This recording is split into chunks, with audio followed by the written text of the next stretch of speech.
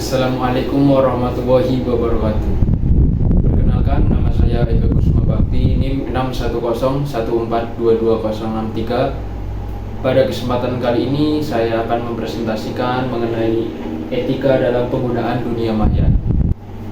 Etika merupakan perilaku seseorang yang berhubungan dalam pengambilan keputusan yang baik maupun buruk.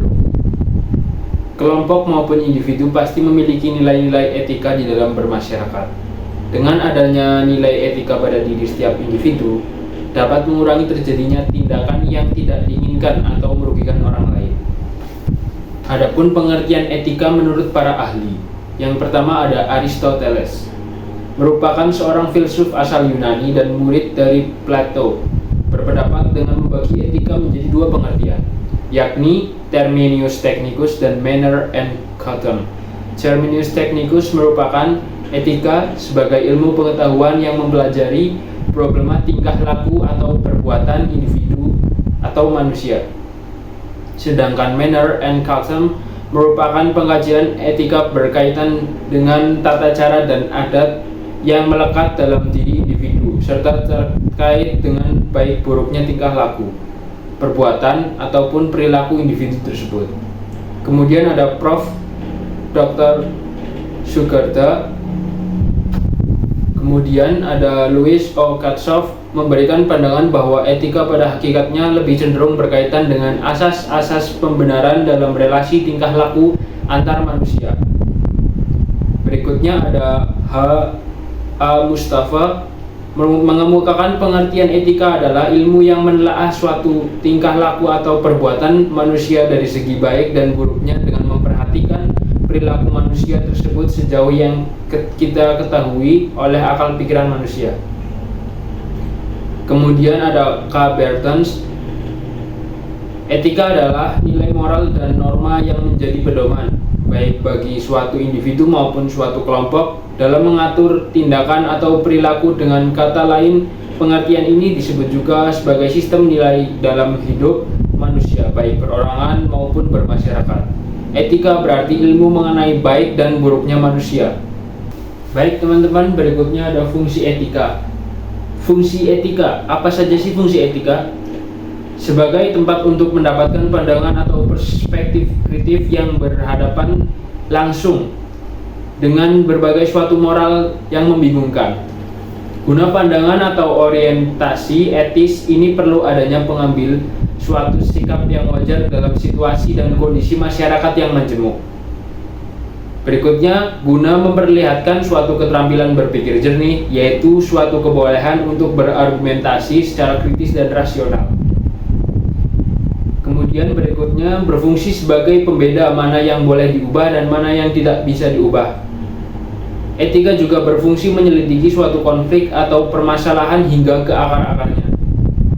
Etika juga berfungsi untuk membantu sebuah konsistensi menyelesaikan konflik, baik konflik moralitas maupun gagasan yang tersisa. Selanjutnya ada macam-macam etika. Yang pertama ada etika berdasarkan jenisnya. Menurut jenisnya, ada dua jenis etika, diantaranya etika normatif dan etika deskriptif. Berikut penjabaran secara singkat. Etika normatif adalah jenis etika yang berusaha menentukan dan menetapkan berbagai perilaku, perbuatan, sikap ideal yang seharusnya dimiliki oleh tiap individu di dalam hidup ini. Kemudian etika deskriptif adalah jenis etika yang berusaha memandang perilaku dan sikap individu serta apa yang individu itu kejar di dalam hidup ini atas perkara yang memiliki nilai. Etika berdasarkan cakupannya. Ada dua jenis etika, yaitu etika khusus dan etika umum. Berikut penjabaran secara singkat. Etika khusus merupakan jenis etika yang menjadi suatu implementasi dari prinsip atau asas moral di dalam kehidupan individu secara khusus. Yang kedua, etika umum merupakan jenis etika yang berkaitan dengan situasi dan kondisi dasar mengenai perilaku dan tindakan secara etis. Etika berdasarkan lingkungannya. Berdasarkan lingkungannya, ada dua jenis etika, yaitu etika individual dan etika sosial. Etika individual merupakan etika yang memiliki kaitannya dengan sikap dan kewajiban dari individu atas dirinya sendiri. Etika sosial merupakan jenis etika yang memiliki ikatan kaitannya dengan sikap dan kewajiban, serta perilaku suatu individu sebagai umat manusia. Kemudian ada etika berdasarkan sumbernya. 1. Etika teologis. Etika teologis adalah jenis etika yang berhubungan dengan agama, juga kepercayaan suatu individu, tanpa adanya batasan pada suatu agama tertentu. Ada dua hal yang perlu ditekankan dalam etika teologis ini. Pertama, etika teologis tidak dibatasi oleh suatu agama saja. Hal itu karena mengingat banyak jumlah agama di dunia ini. Pada hakikatnya, agama di dunia ini, setiap agama pasti memiliki etika teologis masing-masing berbeda dan juga spesifik. Kedua, etika ini merupakan lingkupan dari etika umum yang sebagian besar individu telah menerapkan dan mengetahuinya. 2. Etika filosofis.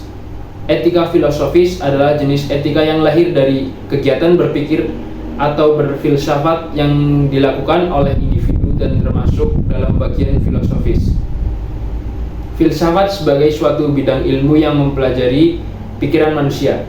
Adapun etika filosofis dibagi menjadi dua, yakni empiris dan non-empiris. Empiris merupakan jenis filsafat yang erat kaitannya dengan sesuatu yang nyata berwujud konkret. Contohnya apabila suatu individu mengambil salah satu bidang filsafat hukum, akan membahas terkait hukum. Kemudian ada filsafat non-empiris, merupakan bagaimana sih cara membentuk etika yang baik. Jadi, cara membentuk etika yang baik, yang pertama ada perkenalan intonasi sopan sejak dini. Ajarkan untuk hormat dan peka terhadap sekitar. Kuasai 5 frasa penting. Berikan contoh. Ajarkan mereka bersikap ketika berada di tempat umum. Koreksi perilakunya saat itu juga. Koreksi mereka dengan sopan. Berbuat baik. Berikan kesan awal yang baik dengan ramah dan tersenyum. Jadi pendengar yang baik. Ketika Anda menutup mulut, menahan diri sebelum orang selesai berbicara, mereka akan merasa nyaman dan sangat dihargai. Jangan memotong pembicaraan. Hindari hal-hal yang menarik perhatian dari percakapan. Anda tidak harus menjawabnya apa yang mereka utarakan, tetapi jika ada kesempatan, ajukan pertanyaan yang relevan. Yang ketiga, jadi pembicara yang baik. Bersiaplah dengan pembuka pembicara yang baik. Beri kesempatan orang lain untuk merespon dan menyuarakan pendapatnya tanpa menghakimi. Terjadinya debat bukan hal yang buruk selama Anda tidak menyerang orang lain. Tidak apa-apa jika Anda tidak setuju dengan pendapat orang lain. Kemudian tunjukkan rasa peduli. Menunjukkan rasa menghargai dan menghormati orang lain sangatlah penting jika Anda ingin memiliki hubungan yang baik. Dengan siapapun, selalu dengarkan orang lain. Bahkan ketika dia mengatakan sesuatu yang Anda tidak anggap penting, berikan penghargaan kepada orang lain atas pencapaian mereka. Berbicaralah kepada semua orang dengan rasa hormat. Terima kekurangan orang lain. Sadari bahwa di dunia ini tidak ada yang sempurna. Hargai perbedaan-perbedaan yang ada agar berhubungan tetap kuat. Kemudian bertanggung jawab. Saat Anda membuat komitmen kepada seseorang, hormati itu. Jaga rasa tanggung jawab dan kepercayaan orang lain kepada Anda. Tawarkan bantuan kepada orang lain dan bersedia menerima kritik dan saran. Apa itu dunia maya? Dunia maya merupakan lingkungan yang saling terhubung. Ini adalah jenis dunia maya yang dipopulerkan dengan munculnya internet. Istilah ini memasuki budaya populer dari fiksi ilmiah dan seni, tetapi sekarang digunakan oleh ahli strategi teknologi, profesional keamanan, pemerintah, pemimpin militer, dan industri serta pengusaha untuk menggambarkan domain lingkungan teknologi global yang umumnya didefinisikan sebagai berdiri untuk jaringan global infrastruktur teknologi informasi yang saling bergantung, jaringan telekomunikasi dan sistem pemrosesan komputer. Yang lain menganggap dunia maya hanyalah sebuah lingkungan nasional di mana komunikasi melalui jaringan komputer terjadi. Kata ini menjadi populer pada tahun 1990-an ketika penggunaan internet, jaringan, dan komunikasi digital berkembang secara dramatis. Istilah dunia maya mampu mewakili banyak ide dan fenomena baru yang bermunculan. Dunia maya juga dikenal sebagai dunia digital atau cyber world, merujuk pada lingkungan atau ruang virtual yang diciptakan oleh teknologi, komputer, dan internet. Dunia maya mencakup situs web, media sosial, aplikasi permainan daring, platform perdagangan elektronik, dan berbagai jenis konten online. Dunia maya dapat digunakan sebagai pengalaman sosial individu, dapat berinteraksi, bertukar pikiran, berbagai informasi, memberikan dukungan sosial, melakukan bisnis, tindakan langsung, membuat media artistik, bermain game, terlibat dalam diskusi politik, dan sebagainya. Itu adalah fungsi dunia maya. Dampak buruk dunia maya. Dampak buruk yang pertama yaitu gangguan mental yang dapat dialami seseorang kecanduan internet. Depresi karena terlalu sering membandingkan diri sendiri dengan orang lain di dunia maya. Fear of missing out atau FOMO, kondisi di mana seseorang takut merasa tertinggal dari orang lain.